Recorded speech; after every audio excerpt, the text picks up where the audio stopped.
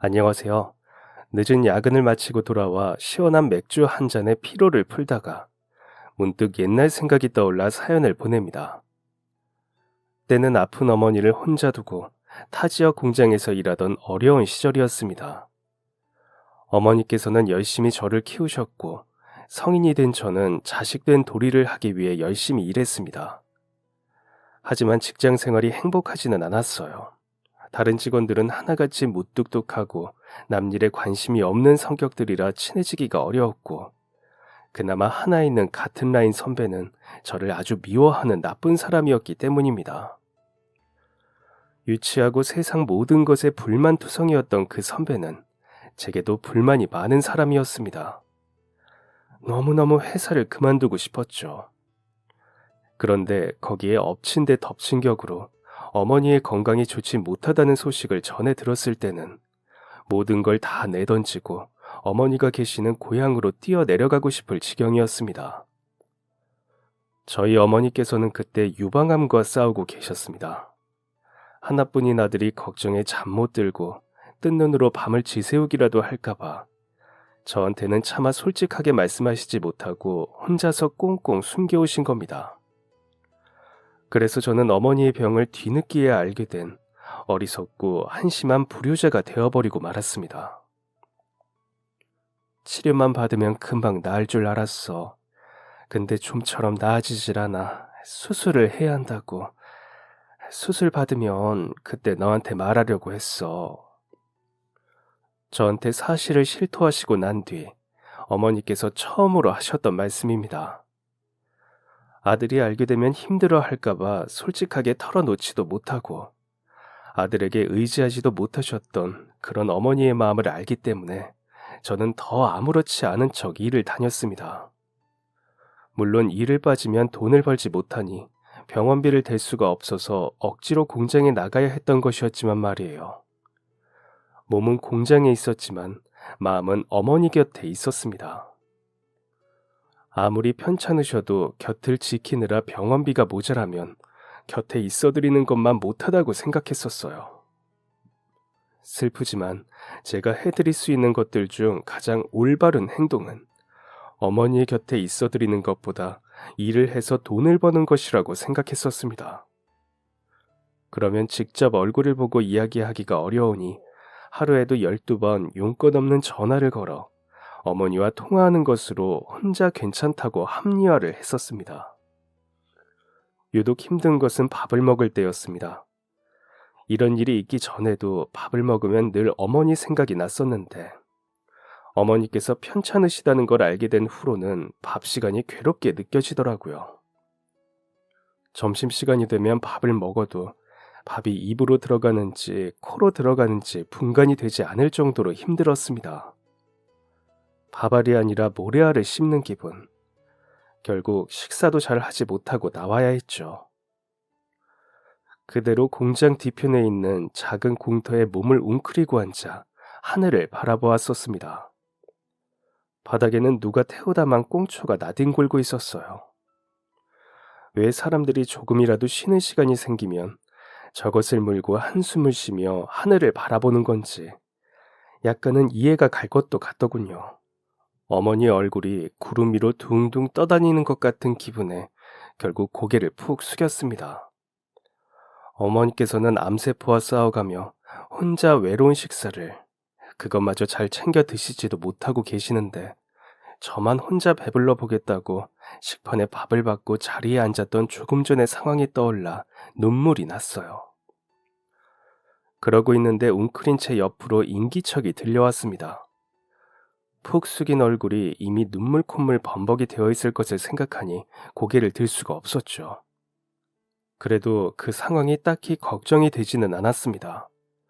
보통 이런 황금 같은 시간에는 사람들이 제게 말을 잘 걸지 않거든요. 각자 고민거리, 생각 많은 얼굴을 하고 하늘을 바라보며 흰 연기를 내뿜기 바쁘니 말입니다. 그래서 제 옆으로 다가온 그 인기척의 주인공 역시 그런 사람들 중 하나일 것이라 생각했어요. 그러니 당연히 웅크린 저를 보고도 모른 척 하겠지 하고 생각했습니다. 그런데 그런 저의 예상과는 달리 제 옆으로 누군가 철푸덕 소리를 내며 티나게 주저앉는 것이 느껴졌어요. 아, 젠장 큰일 났네. 지금 이 상태로는 고개를 들 수가 없는데 어떻게 해야 할지 몰라 정말 난감하지 않을 수가 없었습니다. 점심시간에 혼자 뒤뜰에서 울고 있는 머저리 같은 모습을 꼼짝없이 누군가에게 들켜버릴 위기였죠. 어떻게 숨겨야 하나 머리를 굴리느라 일부러 더 느긋한 척 눈두덩을 소매에 비비며 자연스레 고개를 들었습니다. 상상으로는 그렇게 하면 얼굴에 묻은 눈물이 제법 자취를 감출 것이라 여겼었어요. 그런데 웬걸, 소매에 묻은 눈물 콧물이 꼭 엿가락 늘어나듯 쭉 길게 늘어나 버린 것이었습니다. 그랬더니 제 옆에 앉은 그 누군가가 저의 그 소매를 탁 하고 손으로 잡아채며 정체를 드러냈습니다. 어이 지훈이, 너 지금 왜 우는데? 그 사람의 목소리를 듣고 정체를 파악한 저는 두 눈을 꼭 감을 수밖에 없었습니다. 제게 우는 연유를 캐묻는 그 사람의 정체는 바로 공장장님이었기 때문이에요. 다른 직원이 아니라서 차라리 다행이라는 생각이 들었다가, 아니, 차라리 반대로 별 왕래가 없는 다른 직원인 것이 더 나을지도 모르겠다는 생각이 들었습니다. 다른 사람도 아니고 공장장님이 물으니 꼭 사실대로 털어놔야만 할 것 같았기 때문이었어요. 대충 둘러대기가 양심에 찔린다고 해야 할까요? 하지만 굳게 닫힌 저의 입술은 쉽게 열리지 못했습니다. 뭐가 자랑이라고 남 앞에서 그런 이야기를 하겠어요. 어떻게 대답해야 할지를 고민하다 보니 혼자 구석에 쭈그려 앉아 한심하게 눈물이나 흘리고 있었다는 사실을 들킨 것은 이미 아무렇지 않아져 버리더군요. 그래서 이왕 들켜버린 것 어쩔 수 없다는 식으로 고개를 돌려 마주보고 앉았습니다. 얼굴에 남아있던 나머지 눈물 흔적들도 소매 끝으로 마저 닦아내면서 말이에요. 그런 제 얼굴을 정면으로 마주친 공장장님이 흠칫 놀라며 두 눈을 동그랗게 떴습니다. 안경 렌즈 너머로 동그래진 눈망울 속에 제 모습이 비추어져 보이는 것만 같은 착각이 들었어요. 이내 걱정이 가득한 얼굴이 되어버린 공장장님. 제가 섣불리 대답을 하지 못하고 앉아있으니 다시 한번 비슷한 질문이 돌아왔습니다. 지훈이, 너 무슨 일 있는 게냐? 어쩌다가 여기서 무슨 일이 있기에, 응? 말해봐. 미간에 주름이 잡힐 정도로 인상을 찌푸린 채로 말투는 어찌나 다정하시던지 하마터면 저도 모르게 그 품에 안기어 엉엉 소리내어 울어버릴 뻔했지 뭔가요. 하지만 다행히도 저는 그런 돌발 행동을 하지는 않았답니다. 할 수 있는 한 가장 덤덤하고 침착한 목소리로 저보다 더 저를 걱정하는 듯한 얼굴의 공장장님에게 저의 이야기를 짧게나마 털어놓았습니다. 생애 처음으로 누군가에게 제 이야기를 털어놓는 순간이었어요. 친구와의 술자리에서조차 저 때문에 분위기가 무거워지는 것이 싫어 한 번도 털어놓아 본 적이 없는 이야기였습니다. 늦둥이였던 제가 태어나자마자 돌아가신 아버지 이야기부터 그 후 쭉 혼자서 저를 키우시며 고생하셨던 어머니 이야기, 그리고 그런 어머니 걱정에 공부보다 돈벌이를 택할 수밖에 없었던 저의 사정들, 그리고 그 핑계로 지금은 아픈 어머니를 두고 떨어져 지내고 있다는 이야기까지 몽땅 털어놓았어요. 공장장님은 그런 저의 이야기를 끝까지 조용히 침묵하며 들어주셨습니다. 아마 그게 사람들이 말하는 경청이라는 것 같았어요. 딱히 무슨 말씀을 하시거나 반응을 하지 않으셨지만 가만히 들어주고 계시는 것뿐인데도 저는 엄청난 위로를 받았던 것 같습니다. 게다가 제 이야기를 다 들으시고 난 후에도 공장장님은 별다른 말씀을 하지 않으셨어요. 그럴 때일수록 밥은 더 잘 챙겨 먹어야지. 아무리 그래도 한국 사람은 밥심인데, 밥심. 너는 그런 말도 못 들어봤어? 한국 사람은 밥심이다. 그 말은 어머니께서 늘 제게 하시던 말씀이었습니다. 뭐 생각해보면 어머니께서만 그런 말씀을 하셨던 건 아니에요. 학교 선생님들도 종종 그런 말씀들을 하셨었고, 그런데 왜 또 그 순간에 그 말을 듣는데 어머니 생각이 났던 건지. 움츠러든 저의 어깨를 공장장님은 툭툭 가볍게 두드리셨어요. 머쓱함에 할 말이 없어진 저는 머리를 긁적이며 말했습니다. 내일은 밥 안 남길게요. 그런 저를 한번 힐끗 바라본 공장장님은 호탕한 웃음을 남기고 자리를 떠나셨고, 저는 그 후로도 점심시간이 끝날 때까지 그곳에 앉아 생각에 잠겼죠. 그때 저는 문득 그런 생각을 했습니다. 나는 참 생각을 대책 없이 하는 사람이라고 말이에요. 아무리 생각을 하고 또 해보아도 제 마음에 드는 대책이 나오지 않아서 들었던 생각이었습니다. 그런 우울한 시간들이 하루하루 흘러갈 때마다 저는 혼자 아픈 몸으로 느리게 흐르는 시간들을 견디고 있을 어머니 생각에 더욱더 마음이 불편해져 갔어요. 그리고 마침내 일이 터지고 말았습니다. 어머니께서 수술을 받으신 후에 병원으로부터 걸려온 전화였어요. 안 그래도 수술 이후 몸이 불편해 혼자 움직이기가 힘든 분인데 화장실에 혼자 가시다가 넘어지는 바람에 더 다치게 되셨다는 연락이었습니다. 심장에 꼭 불이 난 것 같은 기분이 들었어요.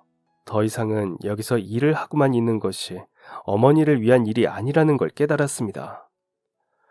지금 엄마 곁에는 내가 필요해. 그래서 저는 그렇게 또 한 번 멋대로 판단해 결정을 내렸어요. 며칠 쉬어도 되겠느냐고 양해를 구하지도 못했습니다. 마음이 너무 급해서 누구에게 동의를 구할 여력 같은 것이 없었거든요. 충분히 차분했어야 했는데 그때 저는 너무 어렸습니다. 뭐 지금 생각해보아도 다시 그런 상황이 제게 닥친다면 똑같은 행동을 했을 것 같긴 합니다. 제게 가장 중요한 사람이 저희 어머니였으니까 말이에요. 그렇게 저는 공장장님께 일방적인 통보를 날렸답니다. 어머니께서 안 좋아지셔서 고향에 내려가야겠습니다. 일주일만 자리 비우겠습니다. 공장장님의 대답은 중요하지 않았어요. 사실 무어라 말씀을 하셨던 것 같은데 이미 머리가 돌아버린 상황에 그런 사소한 말들은 아무 기억이 남지 못했죠. 불이 나게 고향으로 달려가는 길. 너무 겁이 나서 그런지 처음과는 달리 눈물도 한 방울 나오지 않았습니다.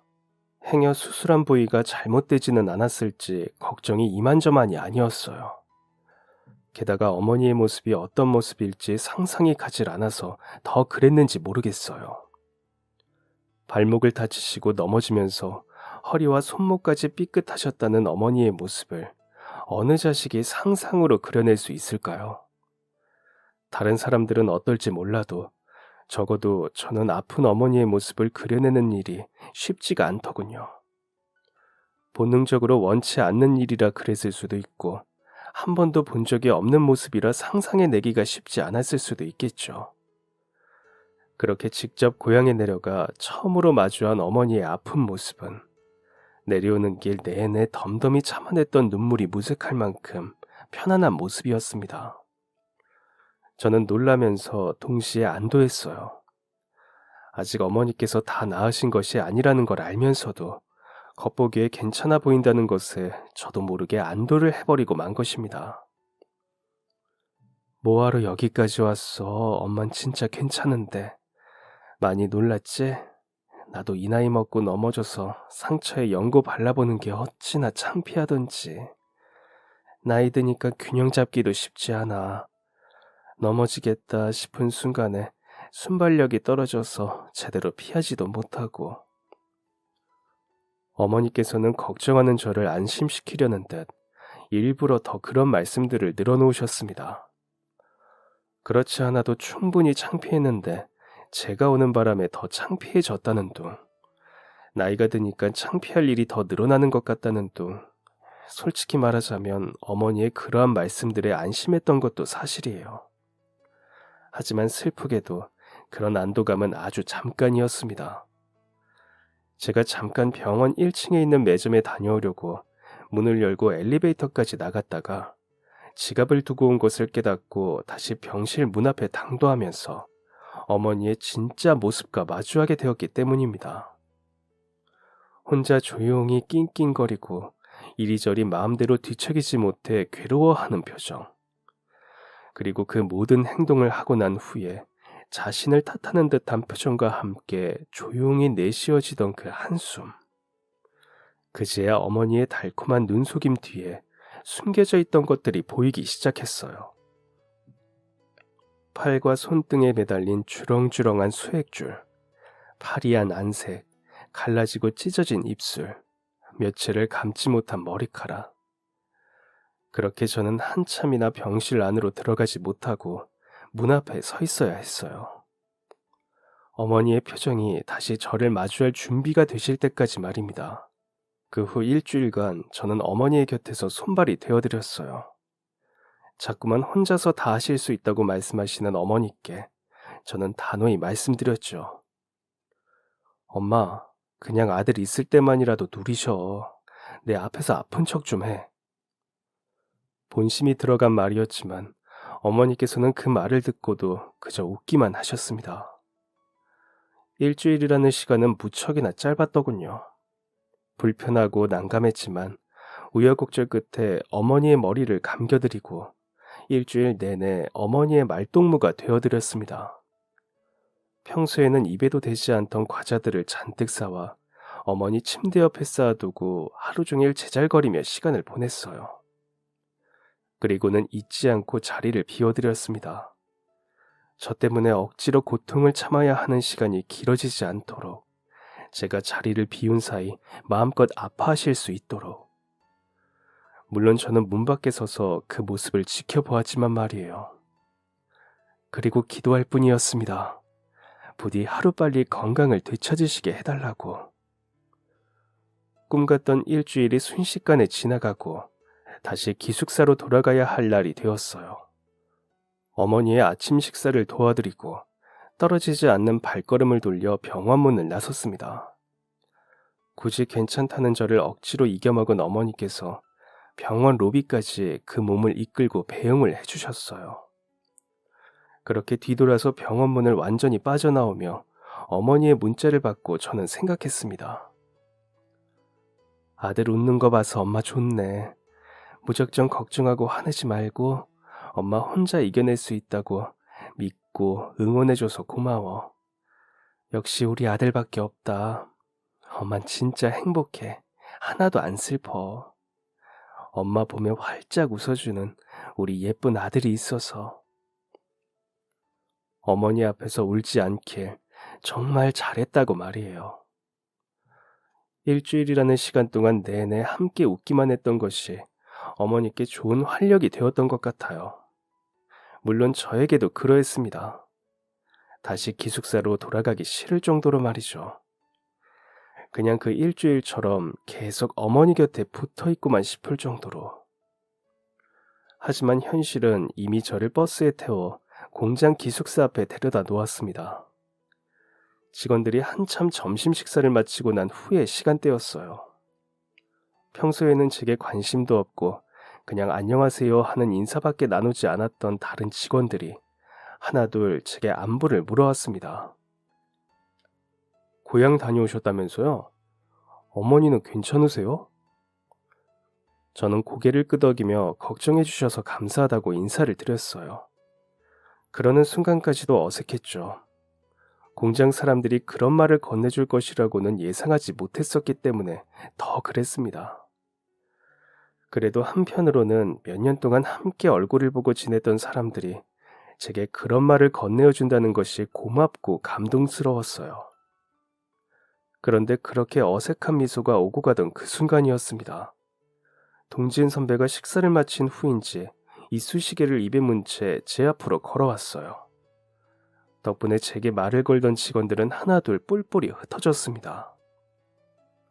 일주일씩이나 회사를 결근하고 말이야, 일 똑바로 안 해? 그동안 을에 제게 그래왔듯이 저를 향한 시비가 시작되었어요. 그 선배의 행동에 피곤한 마음이 더 커졌습니다.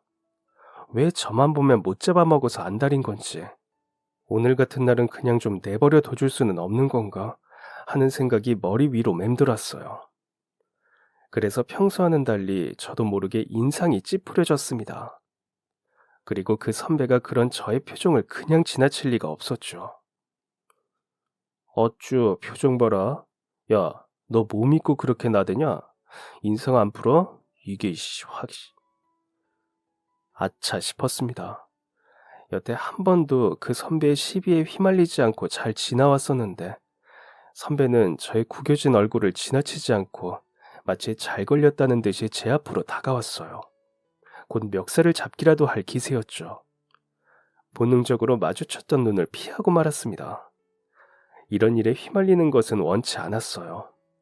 그냥 조용히 일만 하고 싶었으니까요. 그런데 선배가 입을 가만히 두질 않더군요.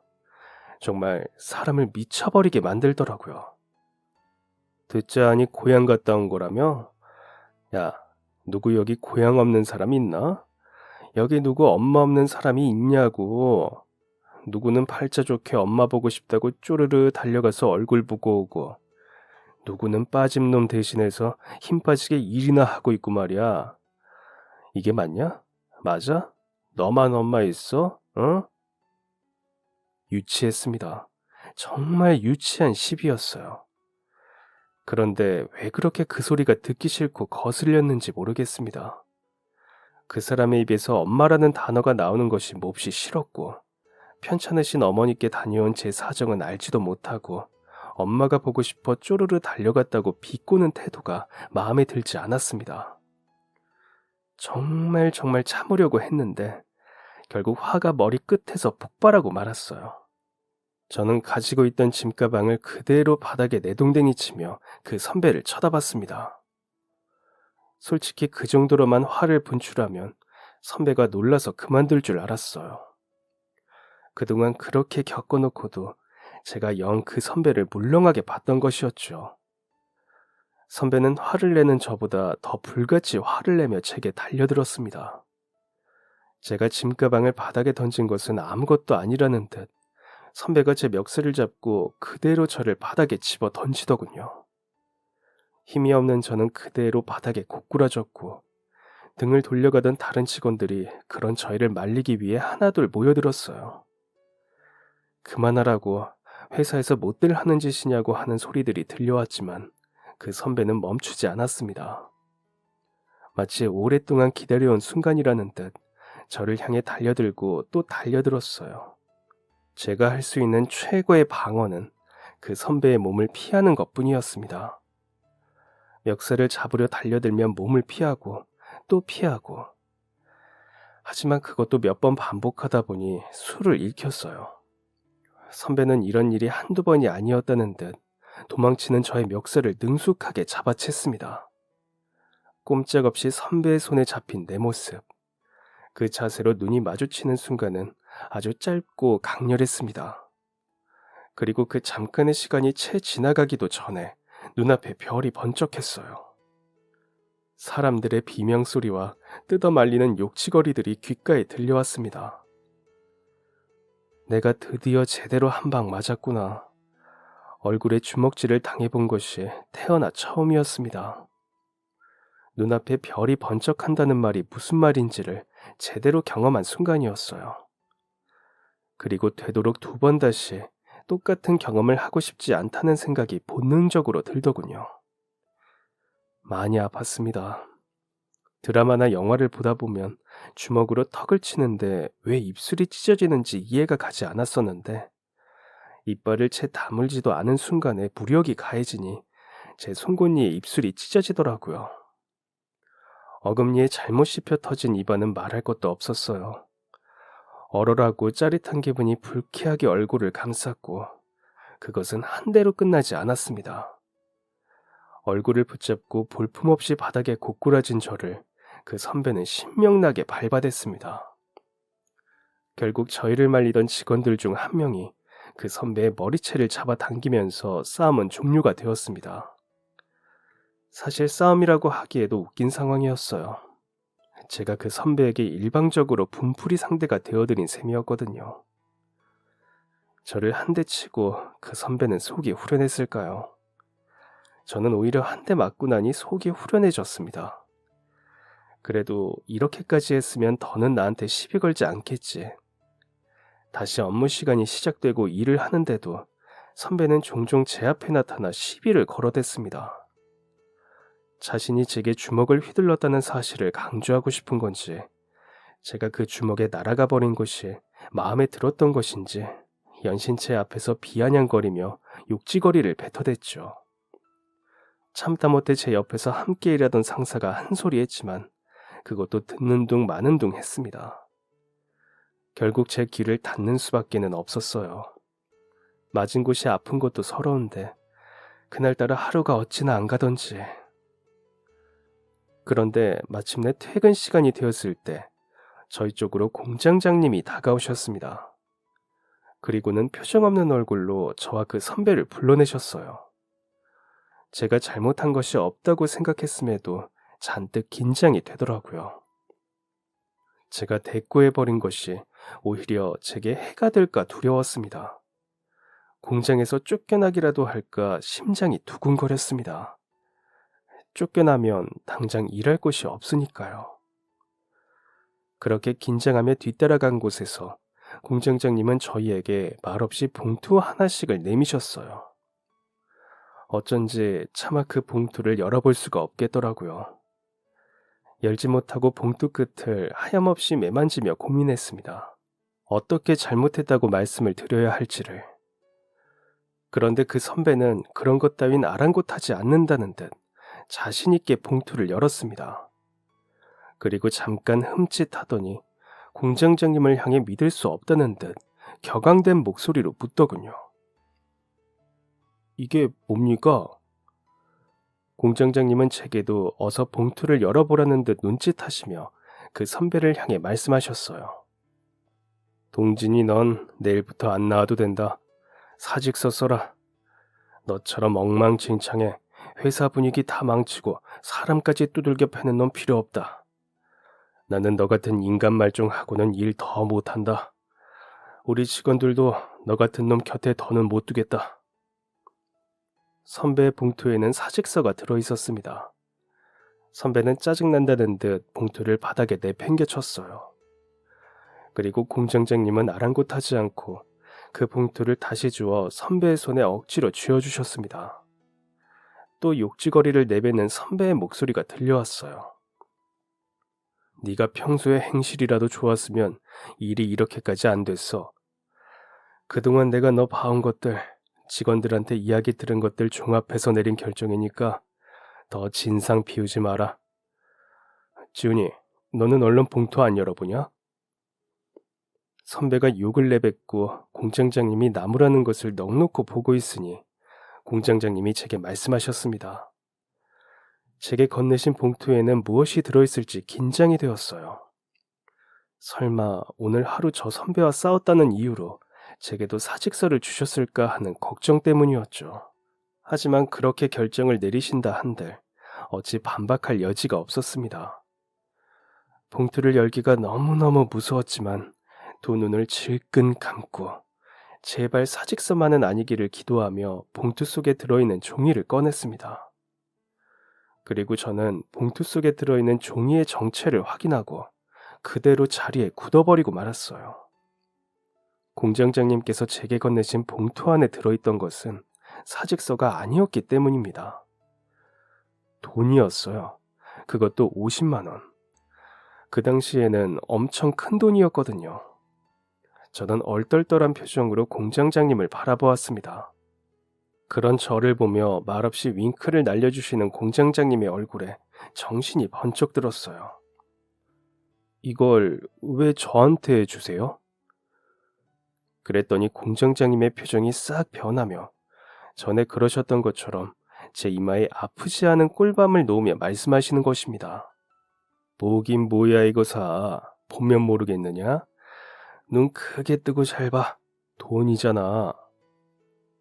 그 실없는 농담에도 웃음이 나지를 않았어요. 받을 수가 없었습니다. 저는 얼른 그 돈을 봉투에 다시 넣어 공장장님께 내밀었어요. 이걸 왜 저를 주시느냐고. 한 것도 없는데 왜 제가 이 돈을 받느냐고. 그때 공장장님이 제게 말씀하셨어요. 줄 때 받아. 이런 날이 날이면 날마다 오는 게 아니잖아. 너 보니까 나 어릴 적 생각도 나고 해서 힘내라고 주는 거야. 다른 뜻 없으니까 갚을 생각 말고. 그리고 나중에 주변에 너처럼 도움 필요한 어려운 사람이 있거들랑 그때 꼭 도와. 너같이 성실하고 부모 생각할 줄 알고 착한 놈은 이런 도움 받을 자격 있는 거야.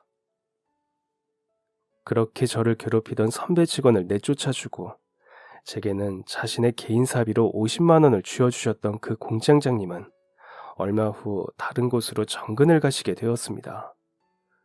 그날의 감동을 공장장님에게 제 마음 다해 갚기도 전에 떠나신 것이었죠. 공장장님과의 갑작스런 이별이 속상하고 아쉬웠지만 그래도 저는 그분이 제게 봉투를 쥐어주셨던 그날 이후부터 희망을 갖고 살게 되었습니다. 해야만 하니깐 하는 수밖에 없었던 지난 날들과는 달리 조금은 행복을 꿈꾸어 보기로 했어요. 제 행복을 위해, 저희 가족을 위해 희망을 갖고자 마음먹으니 한층 긍정적인 사람으로 변하는 저를 볼 수 있더군요. 공장장님과는 그렇게 인연이 끊겼지만 그분으로 인해 더 열심히 살기로 결심한 제 삶엔 점차 행복이 찾아들었습니다. 돈이 필요한 순간에도 그분께서 주신 50만 원만큼은 손도 대지 않고 부적처럼 지니고 지냈었어요. 그냥 왠지 그래야 할 것만 같았거든요. 그런데 그 돈이 정말 제게 부적이 되어주었던 것인지 좋은 기회로 사업을 할 인연이 닿게 되었고 그렇게 저는 평범한 공장 직원에서 사업가로 거듭나는 삶을 살게 되었습니다. 화려하고 번지르르한 부자가 되지는 못했어도 제 이름으로 사람들에게 신뢰를 쌓아가는 저의 일이 생겼다는 것이 기쁘고 벅찼어요. 물론 익숙하지 않아 일사천리로 일이 풀렸던 것은 아니었지만 그래도 결과적으로 제게 좋은 결과를 가져다 주었답니다. 남들은 제게 말했죠. 어떻게 그렇게 짧은 시간 안에 성공할 수 있었어? 그 사람들에게 제 비결이 그 50만 원짜리 부적이라고는 차마 말하지 못했습니다. 그 50만 원이 제게 가져다 준 용기와 희망은 제 삶을 그렇게나 바꾸어 놓았습니다. 그리고 한 가지 더, 저희 어머니는 완쾌를 하셨습니다. 어머니의 완쾌가 물론 그 50만 원 덕분은 아니겠지만 저는 어쩐지 그분의 마음이 중요한 순간에 와닿은 것만 같았어요. 어디에서 뭘 하고 지내시는지 도통 알 길이 없는 공장장님에게 감사한 마음을 텔레파시로 전하고 또 전했습니다. 꼭 닿기를 바라면서 말이에요. 그러던 어느 날, 저희 회사의 직원 중 한 명이 꼭 저와 비슷한 처지에 놓이게 되었습니다. 저처럼 회사 구석에서 쭈그려 앉아 울고 있었던 것은 아니었고 복도에서 누군가와 통화를 하며 서럽게 우는 직원을 제가 우연히 보게 된 것이었어요. 그 눈빛, 말투, 불안해하는 몸짓에서 단박에 눈치챌 수가 있었습니다. 소중한 사람에게 무슨 일이 있구나. 붙잡고 이야기를 들어보니 그 직원의 아버지가 몸이 불편해 오랫동안 병원 신세를 지고 있었던 모양이었습니다. 그러고 보니 전에 한번 들었던 기억이 났어요. 왜 그동안 신경 써주지 못했었지? 번뜩 후회가 밀려들었죠. 저 사느라 바빠서, 일에 신경 쓰느라 바빠서 정작 직원들을 돌보지 못했던 것입니다. 가족이 아프다는 것이 참 마음이 아프면서도 제 몸이 힘든 건 어쩔 수가 없다는 것 같다며 씁쓸하게 웃어 보이는 직원의 눈가에 맺힌 눈물이 지난날의 저를 떠올리게 했어요. 우는 모습을 들키고 싶지 않아서 바보처럼 굳어있던 그때의 제 모습, 그리고 제게 따뜻한 손길을 내밀어 주셨던 공장장님의 마음, 거기까지 생각이 미치자 저는 망설이고 싶지 않아졌습니다. 그래서 그때까지도 부적처럼 지니고 다니던 공장장님의 50만 원을 꺼냈어요. 그리고 그 봉투에 제 지갑에서 꺼낸 50만 원을 함께 넣어 그 직원에게 건넸습니다. 역시나 직원이 화들짝 놀라며 봉투를 다시 제게 내밀었어요. 받을 수 없다고, 이걸 왜 자기가 받느냐고 밀어내는 직원의 모습이 몇 년 전의 저의 모습과 크게 다를 바가 없더군요. 그래서 절로 웃음이 나는 것을 꾹 참으며 그 예전에 공장장님께서 제게 해주셨던 것처럼 그 직원에게 말했습니다. 지치지 말고 힘내라고 드리는 겁니다. 다른 뜻 없어요. 갚을 생각하지 마시고 나중에 희수 씨 주변에 도움 필요한 어려운 사람이 있으면 오늘을 떠올려 보세요. 저도 예전에 어떤 분한테 이런 부족과 마음을 받았던 적이 있거든요. 그때 그분이 그러셨어요. 너같이 성실하고 부모 생각할 줄 알고 착한 놈은 이런 도움 받을 자격 있는 거야 라고. 그분 눈에는 제가 그렇게 보였나 봐요. 희수 씨한테 저도 그렇게 말씀드리고 싶어요. 가족 생각에 눈물 지을 줄 아는 착한 사람은 가끔 이런 도움을 받을 자격이 있다고 말이에요. 그 직원은 뭐라 대답도 잘 하지 못하고 엉엉 목 놓아 울며 봉투를 끌어안았어요. 그 표정에서, 그 떨리는 손길에서 저는 느낄 수 있었습니다. 얼마나 절실한 상황인지를, 얼마나 힘이 들었었는지를. 그렇게 그 직원을 도왔지만 어쩐지 마음이 후련하지는 못했어요. 얼른 그 직원에게서 좋은 소식이 들려와야 마음이 편할 것 같았거든요. 하지만 저도 경험해본 사람이라 잘 알고 있었습니다. 그런 소식은 그렇게 빨리 들려오지 않는다는 것을 말이에요. 시간은 흐르고 또 흘렀고 그 사이 제 머릿속에는 그 직원에 대한 걱정이 점점 줄어들어갔죠. 할 일이 많아 잊힌 것도 있습니다. 그러는 동안 그 직원은 회사를 그만두었습니다. 다른 일을 시작한다던 그 직원의 앞길을 저는 마지막으로 조용히 응원해 주었어요. 그 사람이라면 회사를 그만두고 어떤 길을 택하든 좋은 일만 있을 것이 분명했습니다. 그렇게 제 삶도 고요히 흘러가는가 했는데 어머니 때문에 다시 걱정거리가 생겨버렸습니다. 저희 어머니께서 언젠가부터 계속 요양원 이야기를 하시더라고요. 누구보다 제가 얼른 장가에 들기를 바라시던 분이었는데 어머니와 함께 사느라 어머님 눈엔 제가, 어머니를 챙기느라 제가 결혼도 하지 않는다고 생각을 하셨던 모양입니다. 혼자 사시는 건 제가 죽어도 안 된다고 반대를 해대고 어머니께서도 혼자 지내기에는 무리가 있다고 생각하셨는지 친구분들에게 수소문해서 요양원을 알아오셨더라고요. 결국 어머니께서 알아오신 요양원보다 환경이 조금 더 좋은 곳으로 가시기로 약속을 하고 그렇게 요양원으로 모시게 되었습니다. 솔직히 영 내키지 않았어요. 떨어져 지내야 한다니. 아무리 기술이 좋고 서비스가 좋다고 하더라도 아들인 저보다 좋을 수는 없다고 생각했었습니다. 그러면서 한편으로는 제가 일하느라 하루에 몇 시간 집을 비우는지 생각해보게 되었어요. 사업을 하면서부터 잦은 야근과 출장에 어머니를 돌볼 시간이 많이 줄어든 것도 사실이었습니다. 물론 어머니의 고집을 꺾을 수 없었던 것이 가장 큰 이유였지만 말이에요. 그렇게 어머니를 요양원에 모시는 첫날, 그 병원에서 놀라운 일이 일어났습니다. 사장님. 그곳에는 초롱초롱하고 맑았던 얼굴만이 여전한 예전의 그 직원이 서 있었어요. 저를 만나게 되어 마치 무척이나 반갑다는 듯이 활짝 웃는 얼굴을 하고서 말이죠. 저는 그 직원을 단박에 알아보았습니다. 하고 다니는 머리 스타일이나 옷 입는 스타일이 많이 달라졌는데도, 그리고 그간의 세월이 많이 흘러 있었는데도 바로 알아볼 수 있겠더라고요. 희수씨, 이게 얼마만이에요? 요즘 엄청 잘 나간다고 소문이 자자하던데 한국에 없다고 들었는데 여긴 어쩐 일이에요? 우리 회사에서 쭉 오래 근무하고 있었던 직원이 종종 희수씨의 소식을 전해줬었기 때문에 어떻게 지내는지 알고 있었습니다. 좋은 외국계 기업에 합격해 그곳에서 지내며 승승장구하고 있다는 희수씨의 소식은 듣는 내내 제게 좋은 기운을 가져다 주는 것 같았었는데 이렇게 한국에서 다시 만나게 될 줄은 미처 몰랐습니다. 그래서 더 반가웠던 것 같아요. 그런데 하필 만난 곳의 요양원이라 말을 뱉고부터 흠칫했어요. 희수 씨의 아버지께서 몸이 편찮으셨던 기억이 떠오른 것이었습니다. 하지만 희수 씨는 여전히 활짝 웃는 얼굴로 말했습니다.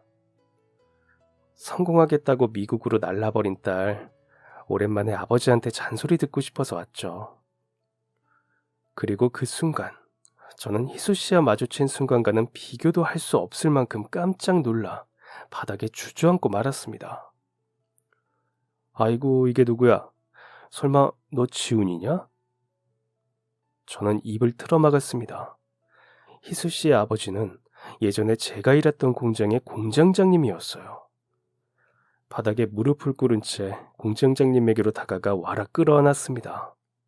너무 놀라서 턱이 빠질 것 같은 저와는 달리 공장장님은 익숙한 말투로 늘 그랬던 것처럼 농담을 건네셨어요. 아이고, 무릎 닳겠다 닳겠어. 누가 보면 이상가족 상봉이라도 하는 줄 오해하겠어.